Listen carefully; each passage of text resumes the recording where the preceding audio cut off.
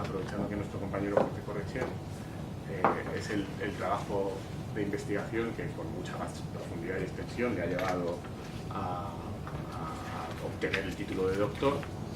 Entonces teníamos pensado aprovechar su tesis para que él nos contara a qué conclusiones había llegado, porque es un tema muy interesante desde un punto de vista teórico, pero las circunstancias han provocado que llegue el seminario en una fecha en la que además el tema está de mucha actualidad en sus derivadas y vertientes prácticas, ¿no?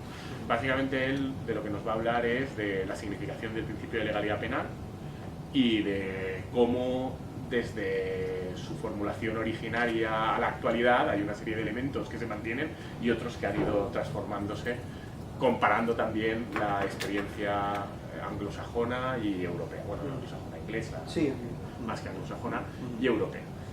Y hará de discussant, y se lo agradezco también mucho, nuestra compañera de Teoría del Derecho, Cristina García Pascual, que como siempre intentamos en los seminarios, pues aportará una visión distinta, ¿no? El penalista que está en la law in action y una teórica del derecho que aportará pues, perspectivas distintas. Simplemente ya está, ¿no?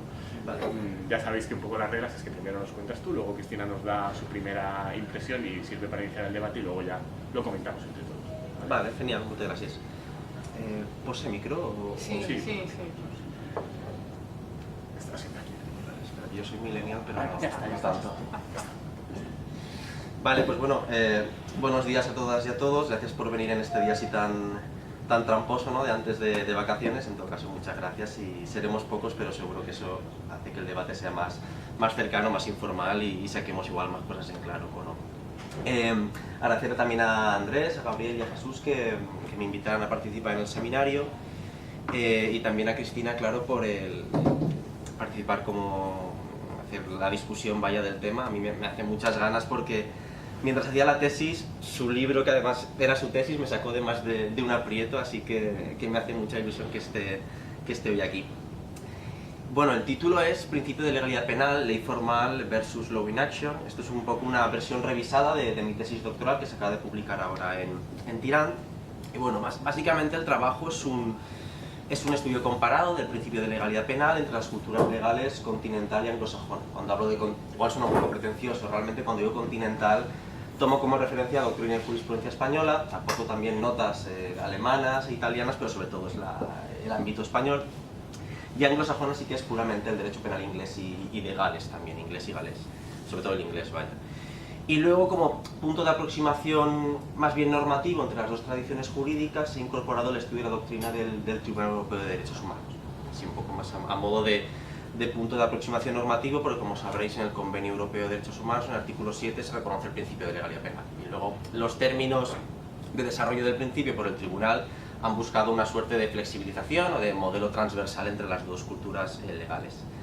La idea de este título, que es súper rimbombante realmente, un poco pretencioso también, lo que busca es, a partir de esta confrontación entre lo que es la ley formal y el law in action, es decir, entre la garantía formal y material de la legalidad penal, buscar una suerte de complementariedad que nos permita de alguna forma refundamentar lo que tenemos o lo que percibimos como principio de legalidad penal. También es importante decir que este estudio comparado se realiza desde una perspectiva crítica, es decir, son todo ordenamientos europeos y yo tomo como realidad político y social el contexto de cómo se entiende el contexto de la posmodernidad en el ámbito europeo, sobre todo teniendo en cuenta cómo la Unión Europea, a través del desarrollo de las instituciones comunitarias, siguiendo una razón, una lógica marcadamente económica, financiera, más que democrática o política o deliberativa, etc., ha ahondado mucho más en esta preeminencia de la hegemonía del pensamiento neoliberal y de cómo esto ha afectado a lo que entendemos por Estado social y democrático de derecho. Y aquí he incidido un poco en el concepto de desconstitucionalización.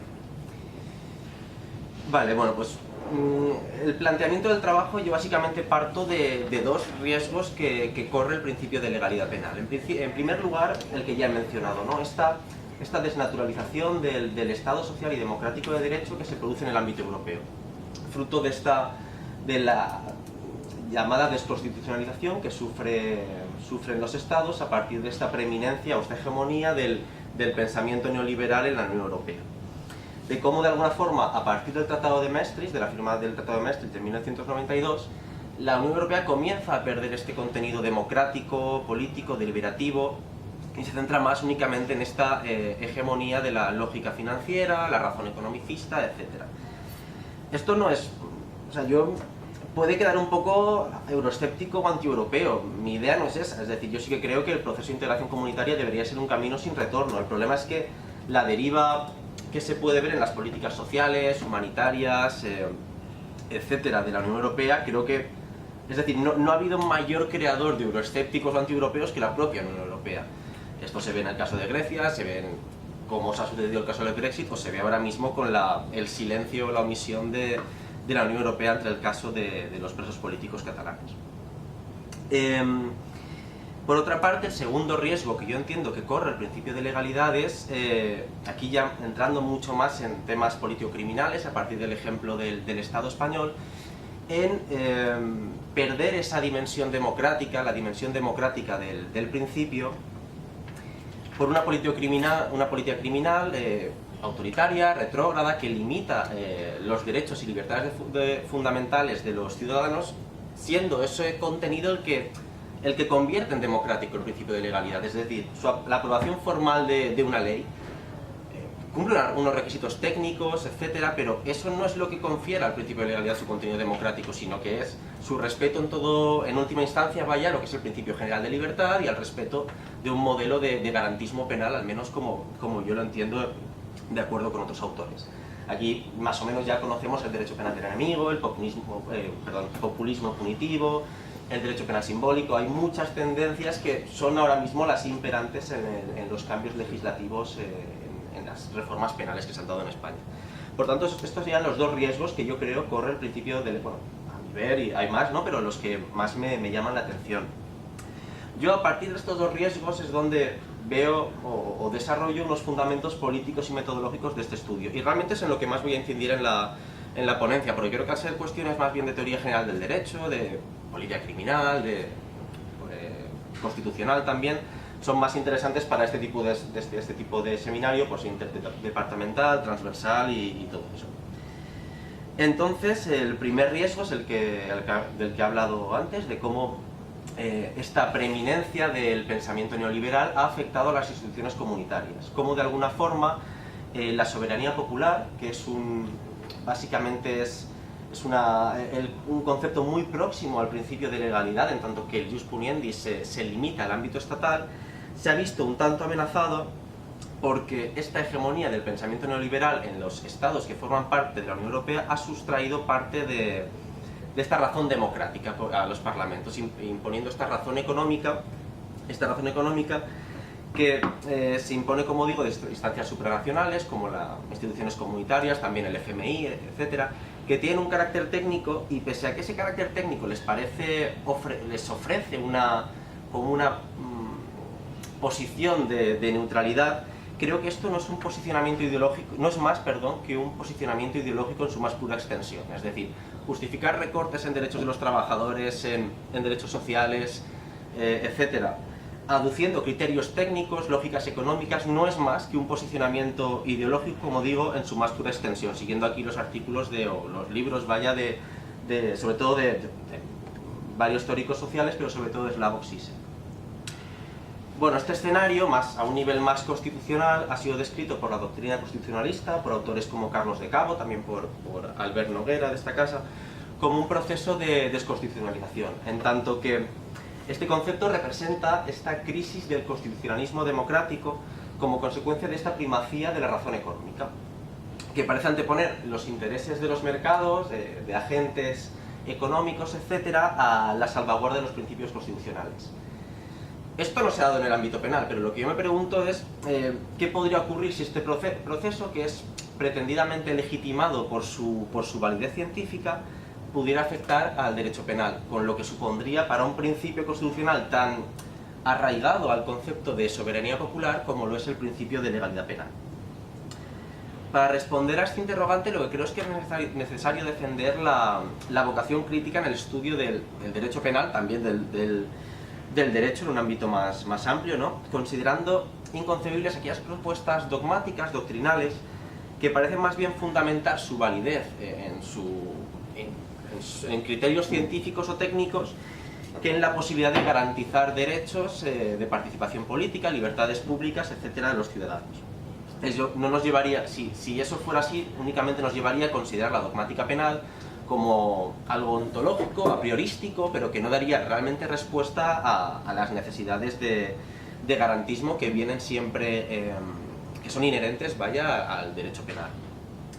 En este sentido puedo citar simplemente la formulación de Günter Jacobs, que es un autor alemán que desarrolla esta doctrina del derecho penal del enemigo, que bueno, realmente su formulación científica, entonces es su manual, su obra, y es impoluta, es perfecta, simplemente que parece que interpretar la sociedad como un sistema, siguiendo las tesis, por ejemplo, de Luhmann, lo que vienen a hacer es abstraerse, ¿no?, de lo que en última instancia es el derecho penal, que es una herramienta para gestionar la libertad y para limitar siempre al mínimo la restricción de libertad que es la aplicación de la pena o la norma prescriptiva que castiga una conducta, etc. ¿Cómo se podría articular este potencial crítico en el estudio del derecho, en el estudio del derecho penal? Aquí mi respuesta ha sido partir del concepto de estricta legalidad desarrollado por Ferrajoli. Ferrajoli lo que hace es subordinar la legitimidad del ordenamiento jurídico al aseguramiento de las condiciones de disfrute de los derechos fundamentales. De forma que el principio general de libertad, como fundamento de lo que entendemos como legalidad penal, sería siempre reconocible únicamente si se dieran unas condiciones que garantizaran la igualdad material entre ciudadanos y ciudadanas, la justicia social, etc. De este modo, no podría afirmarse que existe una legalidad penal sin que previamente exista una legitimidad política donde se puedan reconocer este previo reconocimiento de las condiciones materiales de vida. Es decir, que no es lo mismo poder actuar libremente que tener la capacidad de ser libre. Es decir, para que efectivamente el mensaje de la pena que representa el principio de legalidad penal nos pueda motivar a los ciudadanos y a las ciudadanas y podamos efectivamente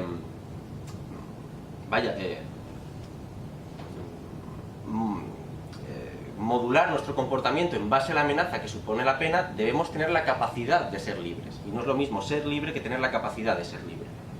Así que este concepto de estricta legalidad de alguna forma permitiría también, entroncando con las ideas del profesor Vives Antón, reconocer una dogmática de los derechos, un estudio de la dogmática penal que se viera en todo caso determinado por el respeto a los derechos fundamentales, las libertades públicas, etc., garantizando así, perdona la redundancia, que el derecho penal se rigiera por criterios de garantismo. Vale, esto sería en parte la respuesta a ese primer riesgo.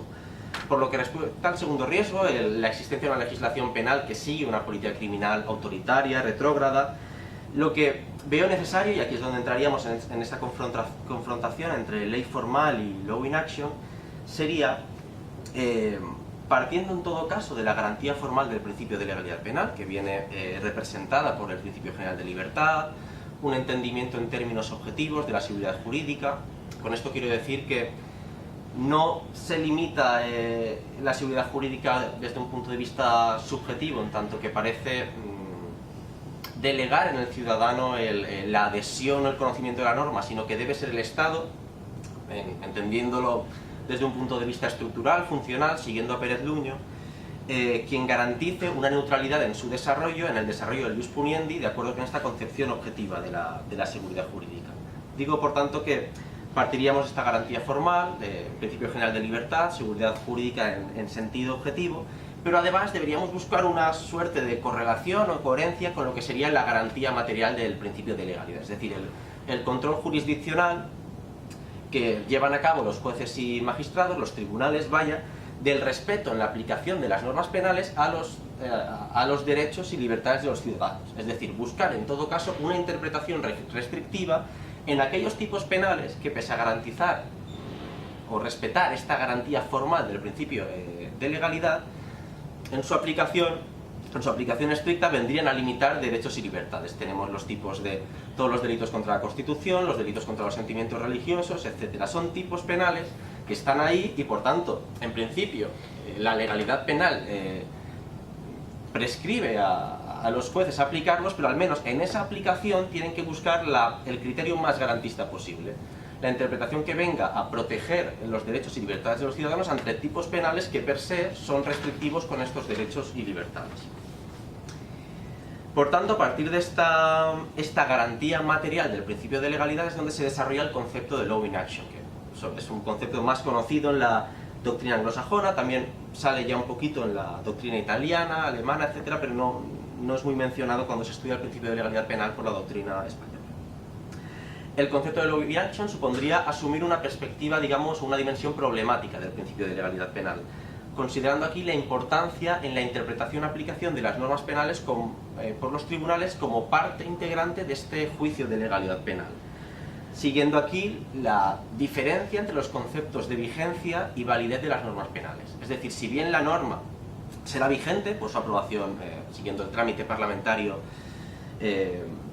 necesario y respetaría por tanto la garantía formal del principio de legalidad penal, será su aplicación sometida a estos controles democráticos materiales de la judicatura lo que la convertiría realmente en derecho. Sería su interpretación o aplicación en una realidad conflictiva, vaya, como es el medio social, la que la convertiría realmente en derecho. Y aquí se buscaría de alguna forma armonizar estos dos conceptos así un poco vagos, ¿no?, de ley formal y law in action.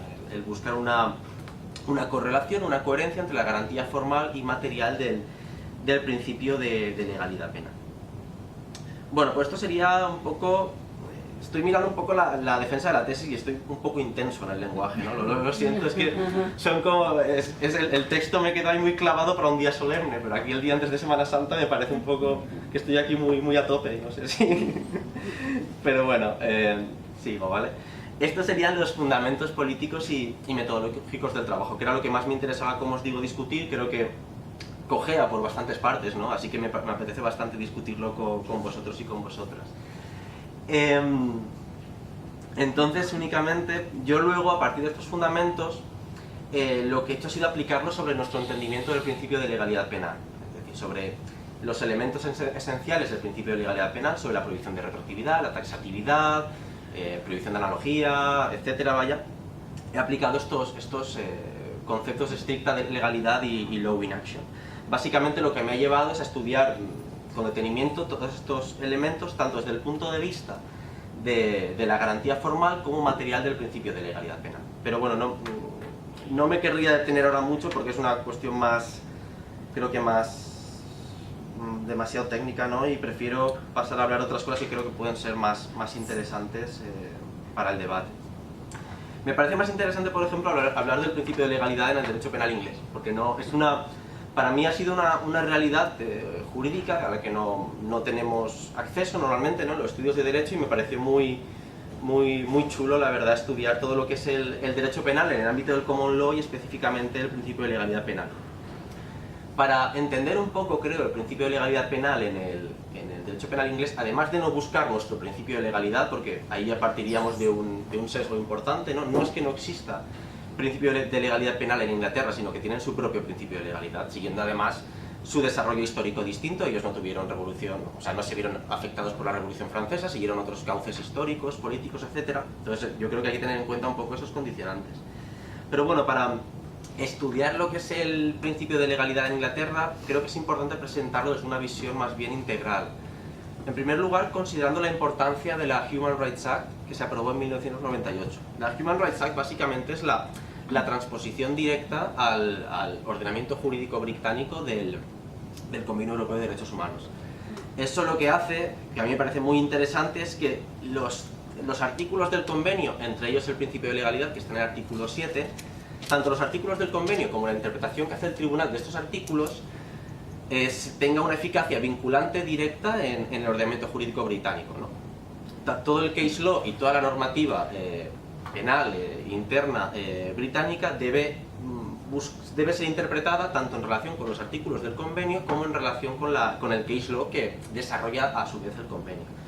Me pareció muy interesante por eso, porque además de ser lo más parecido a una constitución o a una carta magna que tienen ellos,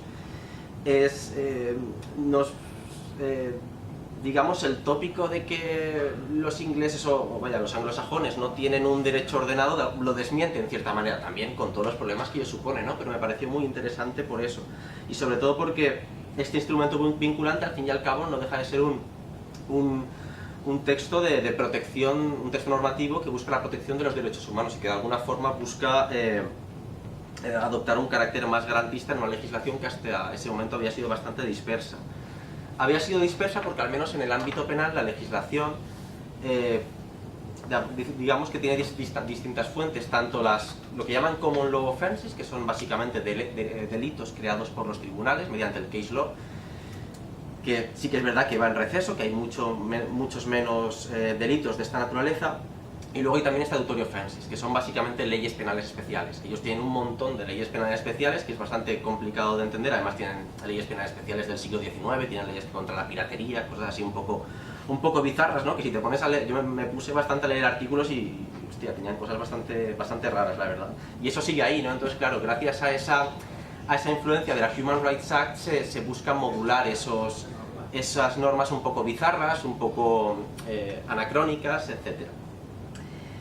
Y luego, bueno, además de esta visión, teniendo en cuenta la Human Rights Act y el sistema de fuentes un tanto característico, se ha de tener en cuenta que el principio de legalidad penal forma parte de algo más amplio, que es el concepto constitucional de rule of law, ¿vale? Aquí el principio de legalidad es entendido, el principio de legalidad en sentido amplio, pero también penal, es entendido como parte integrante de esa clave de bóveda de alguna forma, que es el concepto de rule of law. Aquí hay que tener en cuenta también que como rule of law se entienden muchas cosas, hay cierta discusión entre la vertiente formal que representan autores como Rath, no sé cómo se pronuncia la verdad, sin mal, y la sustancial de Dworkin.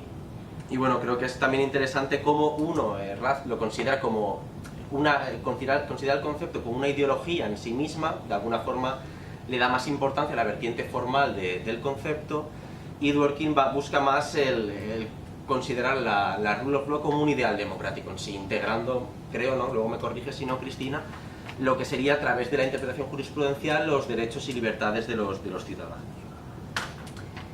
Vale, y bueno, simplemente por ir cerrando ya la exposición, además del estudio del principio de legalidad en la cultura continental y anglosajona, realicé un estudio sobre la jurisprudencia del Tribunal Europeo de Derechos Humanos. Como os decía antes, lo que buscaba aquí es una suerte de punto de aproximación normativo entre las dos tradiciones jurídicas, ¿no? De cómo tenemos un marco de referencia legal donde efectivamente se está dando esta confrontación entre lo que es la ley formal y la law in action. Aquí se ha dado, en el ámbito del convenio, como os digo, se reconoce el principio de legalidad en el artículo 7, y se ha dado una flexibilización de lo que nosotros entendemos como principio de legalidad penal, buscando de alguna forma que sea aceptable, ¿no? También por los países de cultura anglosajona, por Inglaterra especialmente. También es importante tener en cuenta, por lo que respecta en términos más genéricos a lo que es el convenio, que este se entiende como un instrumento vivo. El articulado es muy breve, se redactó en los años finales de los 40, 50, si no recuerdo mal, y requiere de alguna forma del tribunal una interpretación dinámica y evolutiva, ¿no? Para adaptar este articulado tan parco y redactado en otro momento a lo que es la realidad social y la problemática que representa. Para cumplir estos objetivos es importante cómo el TDH desarrolla lo que son conceptos autónomos, es decir, conceptos autónomos de ley. Aquí, por ejemplo, sigue esta distinción entre ley y derecho e integra también en lo que es derecho la interpretación jurisprudencial. También desarrolla unos criterios propios para considerar los requisitos de previsibilidad y accesibilidad que debe de tener la ley penal. Aquí también es un poco discutible, que la verdad es que estos criterios los desarrollan unos términos bastante subjetivos, un poco confusos a veces, donde llega a integrar dentro de la accesibilidad, por ejemplo, el considerar que la persona, antes de cometer esa posible conducta, debería haber buscado asesoramiento legal, ¿no? Entonces sí que establece un estándar de accesibilidad un poco duro en parte. Y bueno, también es interesante, por ejemplo, el concepto autónomo de pena que desarrolla el TDH. Es un concepto autónomo de pena donde integra nociones mixtas entre lo que es la ejecución y la aplicación de la pena. Gracias a este concepto autónomo de pena desarrolló la sentencia del Río Prada contra España, mediante la cual decreta la vulneración del Estado español, del artículo 7, al haber establecido previamente la doctrina Parot, y muestra de alguna manera, o al menos a mí me parece que muestra, que pese a que se da cierta flexibilización de los elementos esenciales del principio de legalidad penal, también es verdad que lo hace en bastantes ocasiones en pro de una protección más efectiva de los derechos y libertades de los ciudadanos, ¿no? Lo cual me parece que en cierta manera vale la pena renunciar a cierto dogmatismo en lo que entendemos como principio de legalidad penal, si eso va a llevar a que en segunda instancia y 10 años después, todo se ha dicho, se pueda anular una aberración como la doctrina Parot, que además no venía a ser una interpretación jurisprudencial aplicada de forma retroactiva, desfavorable, y que de alguna forma se cargaba los requisitos del principio de legalidad penal, tanto desde la vertiente formal como más material, que bueno, esto lo desarrollo más en el trabajo y si queréis lo discutimos luego. Y bueno, yo no quiero decir mucho más, la verdad. Simplemente a modo de conclusión, recalcar que lo que yo me planteaba aquí es la necesidad de reforzar la cultura de legalidad penal, es decir, desarrollar de alguna forma esta garantía material con la finalidad de poder de alguna forma repensar esta dimensión democrática, ¿no? que es el principio de legalidad penal, sobre todo si entendemos que el derecho penal debe ser garantismo, debe ser un derecho penal mínimo, y que el derecho penal lo que debe buscar en última instancia es proteger la libertad de los ciudadanos, no restringirla, ¿no? Y buscar este carácter, como os digo, más democrático. Creo también que es importante que siempre nos estemos repensando y que tratemos también de disputar el significado de palabras como derecho, democracia, libertad, también legalidad, ¿no? Que parece que las utilizamos de forma muy ligera, ¿no? Pero nos olvidamos un poco del significado último de las palabras en función del uso un poco sesgado que se realiza, ¿no? Sobre todo por medios de comunicación, pero también por algunas doctrinas. Y bueno, con eso termino. Muchas gracias, perdonad un poco por el rollo pre-Semana Santa y nada.